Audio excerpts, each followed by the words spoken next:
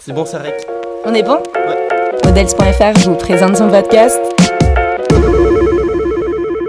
Bonjour à tous et bienvenue sur le podcast de Models.fr. Nous accueillons Sylvie, qui est headbookeuse de 4 agences. L'agence Silver, l'agence Wanted, l'agence Masters et l'agence Plus. C'est bien ça, je les ai pas Oui, tous. c'est bon. Ça va Sylvie ? Oui, et toi, Mathilde? Ça va, je suis ravie de t'avoir. Moi aussi. Est-ce que tu es en forme ? En forme, oui, je suis en forme. Elle y En a forme de réfléchi. quoi ? Bah de toute la vie. On va bien rire, vous allez voir. On va passer un très très bon moment. Alors pour commencer, comme pour les précédents podcasts, j'aimerais bien que tu te présentes et que tu nous dises un petit peu ton parcours. Parce que Sylvie a quand même du métier. De la bouteille. De la bouteille, j'osais pas le dire, mais elle l'a dit, merci. Donc ton parcours un petit peu avant d'arriver chez Models et comment t'es arrivée chez Models, s'il te plaît. Alors, mon parcours, j'ai été dans les agences de mannequins depuis les années 80. D'abord Paris Planning avec Gérald Marie. Ensuite, on est parti chez Elite. Ensuite, j'ai été booker. Et je suis partie début des années 90, au moment où toutes les petites filles de l'Est sont arrivées, parce que ça devenait plus intéressant. Moi, j'ai connu la période des vraies stars, où on disait, c'est Linda Evangelista qui sort avec un tel. On ne disait pas, c'est un footballeur qui sort avec une mannequin. Il y avait Naomi Campbell, il y avait toutes ces nanas qui étaient belles et intelligentes. Je ne sais pas que les autres petites de l'Est n'étaient pas belles et intelligentes, mais elles étaient toutes un petit peu pareilles. Donc moi, je suis partie dans la musique. Ok, donc tu as fait une petite coupure. J'ai fait une petite coupure. Je suis partie 3 ans avec Vanessa Paradis. Et puis ensuite, j'ai fait un bébé. Et je n'avais plus du tout envie de retourner dans les agences de mannequins. Mais petit à petit, je voyais toutes ces belles nanas que j'avais connues qui vieillissaient, qui se disaient... et je me disais, elles sont toujours belles. Elles vieillissent, mais elles sont toujours belles. Et puis, je voyais mes parents qui avaient 70 ans, qui mettaient encore des jeans. Et je me disais, mais il y a rien pour les vieux, quoi. Il n'y a rien à partir de 40 ans. On dirait qu'il y a une robe à fleurs une blouse à fleurs qui nous saute dessus. Et puis, il n'y a pas d'habits. On ne parle pas aux personnes de plus de 35 ans. Ouais, dans le milieu justement du dans ce milieu, mais pas seulement. Partout. Okay. Et puis tous ces gens-là qui étaient des 68ards, quoi. Les gens qui ont vécu les années 70. Donc ces filles-là qui vieillissaient, puis mes parents qui vieillissaient. Et je me suis dit, peut-être une agence pour les plus âgés, ça ce serait bien. Et j'ai envoyé des mails à pas mal d'agences. Et j'ai une amie, qui est toujours chez Elite d'ailleurs, qui connaissait Eric et Fabrice, et qui m'a dit, tu devrais leur demander à eux, parce que c'est une agence familiale, quoi. Une grande agence, mais où il y a encore cette espèce de truc... On était en quelle année, là, à ce moment-là ? Là, on était en 2000. Ouais, c'est possible. Ouais, 2000-2002. Bon, bref. Ouais. Et donc, je les ai rencontrés, je leur ai proposé d'ouvrir Masters, ils m'ont dit go. Et donc, c'est comme ça que ton histoire avec Models a commencé. Donc, du coup, c'est un petit peu ça. Donc, t'es arrivée en 2000, entre 2000 et 2005 Ça fait 18 ans, on est en 2023, donc 2000. C'est ça. Du coup, ton histoire avec Models.fr a commencé avec Masters ? Avec Masters, oui. Mais il y avait déjà l'agence Plus et l'agence Wanted. Et ils m'ont demandé si je voulais m'occuper de Plus et de Wanted aussi. Okay. Et ça m'intéressait parce que ça avait... encore une fois, plus rien à voir avec ce qui était devenu la mode, qui est quand même devenu plus une histoire d'argent qu'une histoire de personnes. Oui, c'est devenu un business, quoi. Ouais. C'était beaucoup d'argent dans les années 80, mais je pense qu'on s'occupait plus de la personne que du rendement. Les bookers sortaient pas d'école de commerce à cette époque-là. Et puis il y avait peut-être un peu plus le côté humain. Le côté humain était important. Ouais. Il y avait des vraies personnalités. C'était pas juste des cintres. Le fait que Plus ce soit des personnes plus rondes, que Wanted ce soit des gens différents, que Masters ce soit des gens plus âgés, oui, ça m'intéressait parce que ça n'avait à voir avec juste l'image. Il y avait aussi l'humain derrière. Et c'est ça justement ma question. Donc tu es arrivé en fait, donc tu as monté Masters. Ouais. Et il y avait déjà l'agence Plus et l'agence Wanted. Ouais. Est-ce que tu peux nous parler donc de ces deux agences qui étaient déjà là et ensuite aussi de l'agence Masters que tu as montée? D'accord. Donc en fait vraiment ce que Plus fait, ce que Wanted fait. Et... Alors Plus au départ c'était Plus pour faire des échantillonnages de fringues. Par exemple, Chanel, ils font du 32, mais ils font aussi du 44. Donc, c'était pour avoir des... Et puis, petit à petit, bon, avec les mentalités qui ont changé, eh ben, les personnes différentes ont pris la place sur juste l'image. Maintenant, il y a vraiment une intergénérationnalité. Nous, quand on a ouvert Masters, c'était en même temps que la première campagne Dove, où il y avait une vieille dame, une fille plus grosse. Et je me suis dit, oui, les mentalités changent, il y a quelque chose qui est en train de bouger. Ouais. Il y a quelque chose qui est en train de bouger. Et donc, oui, ça m'a plu. Et ensuite, comme on avait beaucoup de monde chez Masters et que je voyais qu'il y avait d'anciens mannequins qui voulaient revenir, on a fait Silver pour les anciens mannequins un peu mode. Voilà, donc Silver, c'est vraiment une agence de mode pour les mannequins de plus de 40 ans. Master, c'est plus commercial. Plus, c'est encore commercial, bien que là, j'ai de plus en plus de demandes pour de la mode. Ça fait quelques années que ça bouge vraiment chez Plus. Ouais. Et Wanted, c'est les profils atypiques. Alors, ça va plus être pour le cinéma, voilà, il y a souvent des photographes qui veulent faire des trucs pour eux et qui vont chez Wanted. Voilà. On va peut-être un petit peu faire agence par agence parce que ça répond quand même à des demandes différentes.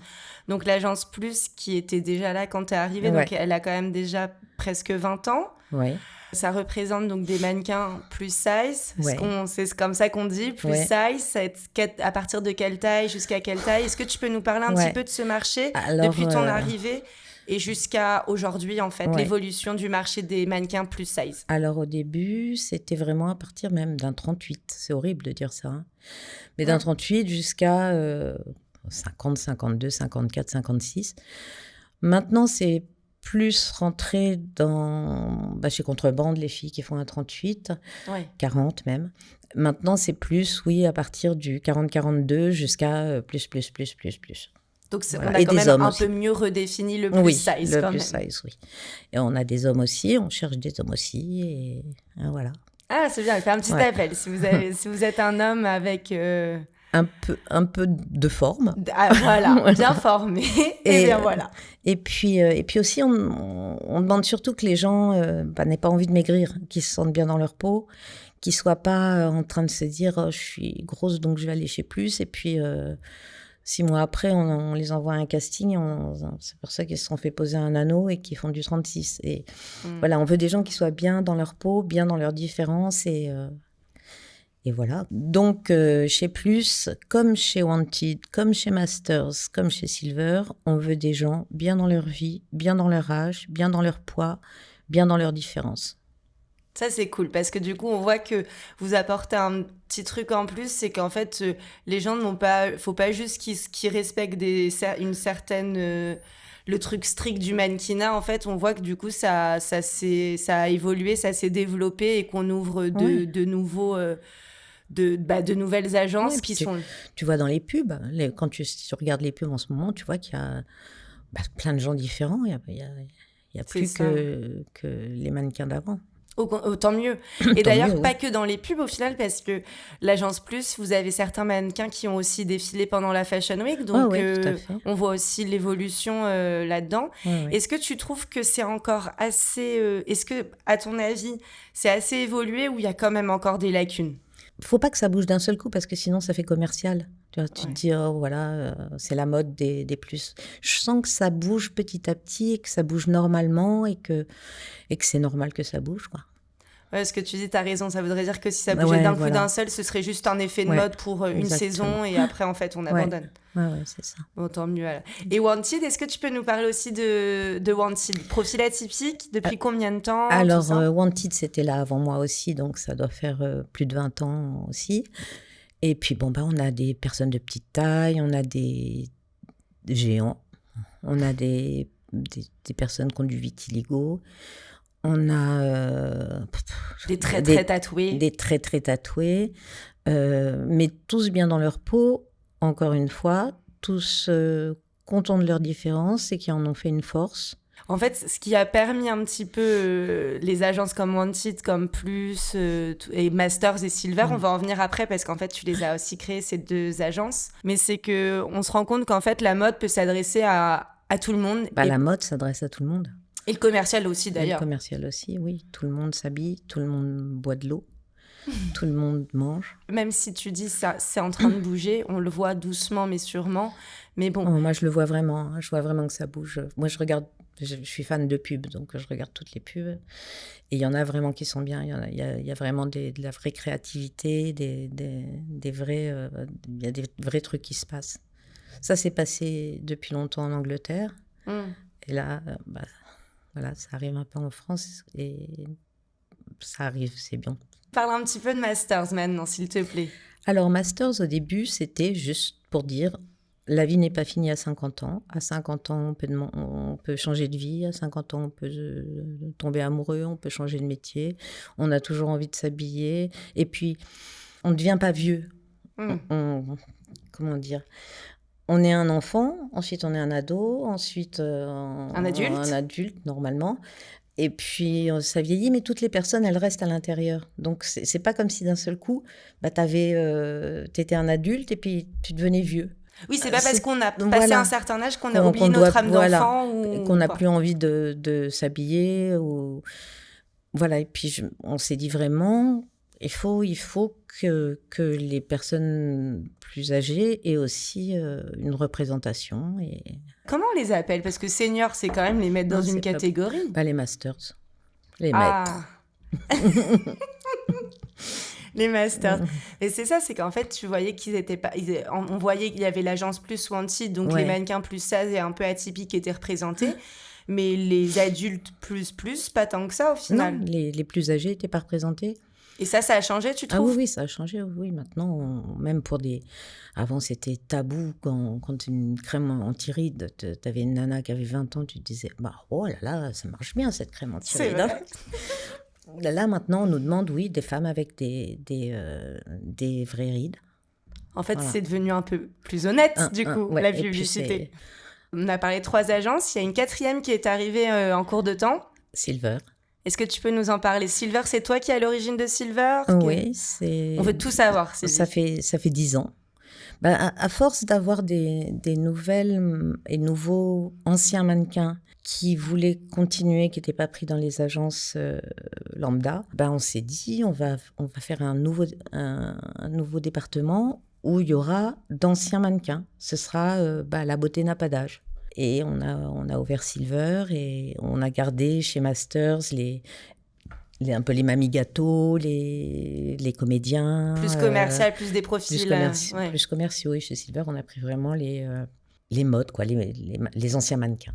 C'est ce que tu disais. Tu me disais au début de ce podcast, justement, que tu voyais qu'il y avait des anciens mannequins qui restaient oui, bien sûr. en vieillissant très belles et encore, voilà, et que là, en plus, la photogénie, c'est pas un truc qui part. Non. Donc, voilà, ils savent. Et puis en plus, chez Silver, comme c'est leur métier depuis longtemps, ils savent exactement.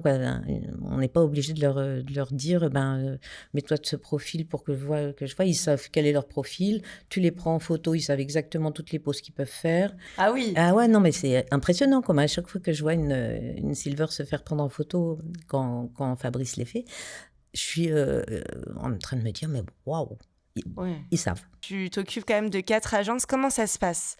Il y a qui d'autre qui t'accompagne ? Comment ça se passe l'organisation ? C'est conséquent quand même. On est 3.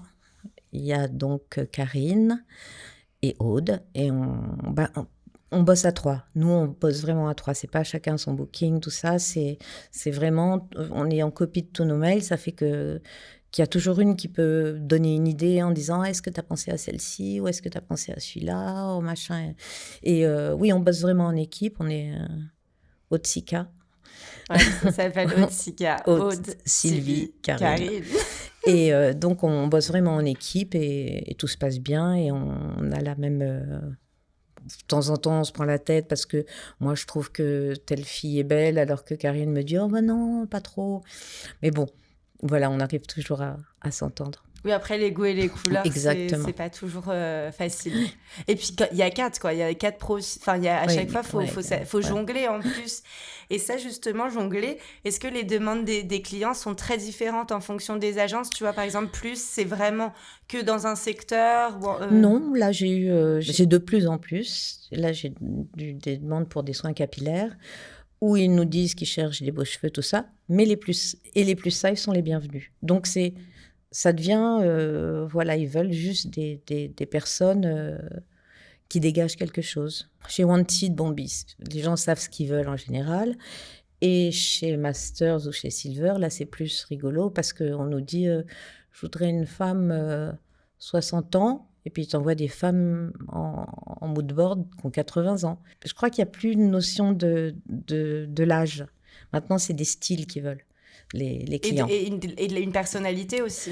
Oui, une personnalité, ça se voit pas forcément en photo, mais ils veulent un style. Ils veulent parfois, on me demandait des 45, 60 ans. J'envoyais aussi des filles qui avaient 65, 70 et c'était elles qui étaient prises. Pareil pour les hommes.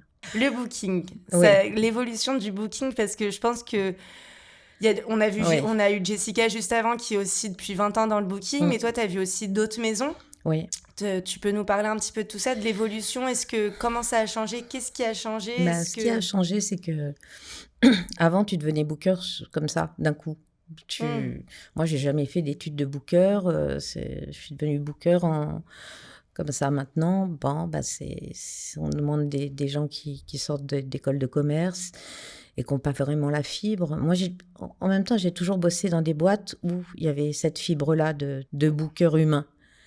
Parle-nous de cette fibre un petit peu, justement. Chez Paris Planning, chez Elite, c'était familial, quoi. C'était un peu comme ici. C'était des gens qui s'entendaient bien. Il y avait pas de essayer de tirer la couverture à soi. Il n'y avait pas les dents longues. Il y avait pas trop de compétition, en fait. Il y avait de la mais pas dans l'agence. Pas dans les agences. Il y avait de la compétition entre agences, bien sûr, mais il n'y avait pas de compétition entre les bookers. Et chacun était à sa place. Et il y avait des clients, mais on n'essayait pas de se les piquer. C'était moins la course à... Maintenant, j'ai vu des patrons qui disaient parce que j'ai encore des amis dans les agences de mannequins, qui ont de la bouteille aussi, avec des patrons qui leur disent, alors qu'on est sur de l'humain quand même, on vend de l'humain. Oui, c'est vrai, rappelons-le. Oui, rappelons-le. C'est pas des vêtements, c'est pas des objets. Qui leur demandent qu'est-ce que tu penses que tu vas faire comme chiffre le mois prochain? Comment tu peux savoir ce que tu vas faire comme chiffre le mois prochain quand tu vends des êtres humains pour de la pub ou de l'éditorial? Tu peux pas savoir, ça dépend du client derrière. Sinon, moi, je ferai toutes les pubs avec tous mes mannequins. Non, mais je vois ce que tu veux dire. C'est qu'en fait, comme tu dis, on a oublié peut-être ce côté justement de humain. C'est derrière ces mannequins, c'est des personnes. Puis il y a plein d'agences où derrière, c'est des Russes, des Italiens qui se revendent les trucs. C'est pas mon trip. Ouais, chez Models, on a gardé ce côté où on se parle tous. En plus, comme vous le savez, en fait, il y a plusieurs agences et même vous donnez un peu les castings en fonction des profils. Nous, on est là pour la boîte, quoi. Pour faire tourner la boîte. On n'est pas là pour notre ego perso. Le côté booking aussi, la manière de travailler, c'est dans ça vraiment aussi ma question. Avant, il y avait plus d'argent. Il y avait vraiment des gens qui gagnaient beaucoup, beaucoup d'argent avec le booking. Et les clients, même parfois, tu penses que les demandes, est-ce que les demandes aussi sont différentes? Tu sens que les budgets sont... Les budgets sont plus bas et puis ils veulent le meilleur pour pas cher, souvent. Ouais. Ils sont pas tous comme ça, heureusement. Il y a des clients super sympas. Mais il y en a où tu te dis... non, tu n'auras pas une star pour 1500 €. Parce qu'en fait, c'est ce qu'il faut se dire quand elle dit star, on va surtout parler de Silver, il y a quand même des mannequins qui ont bossé avec des très grands. Des très grands, si tu peux nous en citer d'ailleurs. Amalia, qui était une muse d'Yves Saint-Laurent. J'en ai plein. Je ne les connais pas par cœur, mais Non, c'est vrai, Ouais. Silver, il y a quand même des mannequins qui ont quand même un sacré... Ouais. qui ont aussi, vu qu'on est sur ce mot et cette expression, qui ont de la bouteille Ouais. et qui en ont quand même vu. Et ça, est-ce qu'elles te font des retours ou ils te font des retours de « Ah, c'est différent d'avant quand on bossait ?» Ah ben oui. Tu peux oui. nous en dire un peu plus Ah sur... ben, aller à un casting, c'est quand même pas évident. Avant, les filles, tu les prenais comme ça. Tu les faisais pas passer à des castings 15 fois parce que... Puis maintenant, il y a les self-tapes. Et de demander à une mannequin, fais-toi des polas toute seule dans ta cuisine, ou une vidéo, ben, elles n'ont pas envie, quoi. Elles ont... Et eux, et ces mannequins, eh ben, ils ont envie d'être considérés pas seulement comme des mannequins, quoi. Ils sont encore... Et puis bon, encore une fois, les tarifs sont plus bas.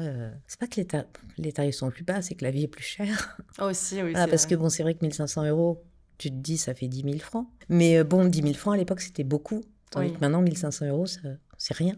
Oui, avant, il y avait de l'argent facile. Là, c'est plus dur. Les autres agences, par exemple, pour plus, comment ça se passe? Alors, c'est quoi une belle ou c'est quoi un beau plus? Un beau mannequin, une belle mannequin, un curve, qu'est-ce que c'est? Les critères. Ben, les critères, c'est être bien dans sa peau. Ensuite, bien sûr, c'est des mannequins, c'est de l'image. Donc, une belle peau, des belles dents, des beaux cheveux, c'est mieux. Mais voilà, c'est surtout l'énergie qu'il ou elle dégage qui compte. Vous verrez pour les autres, les podcasts suivants qui arrivent, où on est plus dans la mode, où c'est vraiment des critères, des mensurations. Évidemment, il y a aussi le côté qui dégage et on voit qu'il n'y a plus que ça. On cherche le truc à côté. Mais pour la mode, il y a vraiment des critères à respecter que vous, en final, c'est plus une manière de... Un truc qui s'explique pas forcément, quoi. Comment vous l'approchez, vous, ce côté humain avec vos mannequins? Est-ce que vous leur dites, écoute, nous, on veut que tu restes comme ça? Oui, on leur dit ça. Et puis, bon, moi qui suis depuis très longtemps dans les agences de mannequins, j'ai jamais vu un mannequin qui disait « je suis belle ». Elles ont toujours besoin d'être assurées, les garçons comme les filles, tu as toujours besoin de leur dire « t'es beau, t'es belle », mais elles se trouvent « oh non, je suis trop grosse ». Non, je crois que c'est humain de ne pas se trouver beau, peut-être. Alors que moi, j'ai eu des mannequins sublimes qui disaient « oh non, regarde la tête que j'ai ». Je dis « ben non, t'es belle, t'es beau ». Et voilà, quoi, c'est les rassurer parce que c'est quand même leur image qui vendent. Parce qu'on va parler peut-être aussi un peu plus du côté booking pour toi. Comment tu le prends, ce métier? Qu'est-ce que c'est pour toi exactement? Qu'est-ce que se passe? Pas qu'est-ce que ça t'apporte, mais c'est quoi? C'est un côté commercial? C'est un côté humain? Ah non, moi, c'est un tout. Ça fait partie de ma vie, quoi. J'ai pas une coupure boulot, vie perso. Ma vie perso, c'est mélangé. J'aime ce que je fais. Voilà. C'est beau, ça. Ouais. C'est beau, ça. Ça, c'est beau. Hein. Après quand même belles années, tout ça, de toujours continuer. J'ai pas toujours aimé. Il y a des agences de mannequins où j'ai détesté être. Mais là, depuis 18 ans et quelques, je suis toujours motivée. J'ai toujours envie de le faire. Il y a toujours des castings où je me dis, je cherche les gens et je vais les trouver. Et je veux que ce soit... voilà, j'aime ce que je fais, ouais. Est-ce que tu trouves qu'il y a encore des personnes, des profils qui ne sont pas assez représentés? Qu'est-ce que tu vois un peu pour l'avenir? Qu'est-ce que tu aimerais, toi? Moi, j'aimerais que ça continue comme ça et que ce soit encore mélangé, qu'on mélange tout le monde. Je voudrais que ce soit intergénérationnel, intergender. Gender. Oui. Voilà, intercouleur, inter-tout, comme le monde. Toi, tu estimes que maintenant, c'est quand même assez représenté à ton sens? Tu trouves vraiment? Ah oui, je trouve que oui. Après, ça dépend des pubs. Hein. Oui. Il y a des pubs vraiment chiantes, mais il y a des pubs géniales. Il y a vraiment des créatifs qui sont géniaux. Puis ça fait plaisir. Moi, je regarde des pubs comme je regarde un feuilleton. Après, il y en a où tu te dis non. Faites un autre métier. Et les projets pour les 4 agences, c'est quoi? De continuer et de faire mieux et de toujours avoir la pêche et la niaque, de toujours avoir envie, d'avoir envie.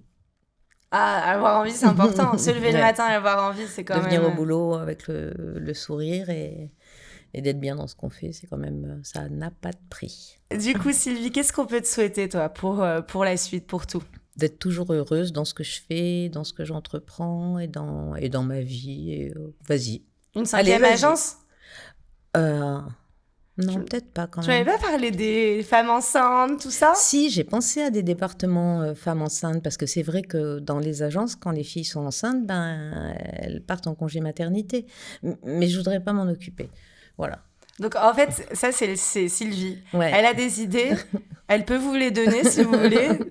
Voilà, faites-le. Mais non. Mais je vais bien vous donner les idées, avec plaisir. Non, c'est vrai que si toutes les mannequins qui tombaient enceintes, il y avait un département femmes enceintes, ce serait plus simple. Les animaux aussi, mais je veux pas m'en occuper. Dis-nous d'autres idées dont tu n'as pas envie de t'occuper, s'il te plaît, comme ça. Après, c'est gratuit pour vous qui écoutez. Prenez les idées de Sylvie, allez-y. Ah non, c'est bon. Ça va? Ouais. C'est bon? Mais je pense que tu as bien développé quand même, parce qu'on 4 agences quand même qui s'adressent à 4 secteurs très différents. On rappelle les plus size, les profils atypiques. Et les plus âgés. Les plus âgés, oui. Mais c'est surtout aussi grâce à l'ambiance qu'il y a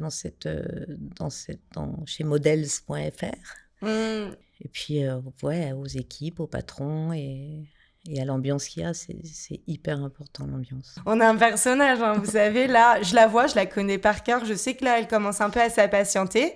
C'est du boulot. Voilà, elle a envie de remonter, elle a envie de boucler ses mails et voilà. Écoute, moi, j'ai été ravie de t'accueillir. Moi, j'ai été ravie que tu m'accueilles. Ah tant mieux alors, on est toutes les deux ravies, c'est incroyable. Ravie. Merci à tous de nous avoir écoutés et à très vite pour un prochain podcast.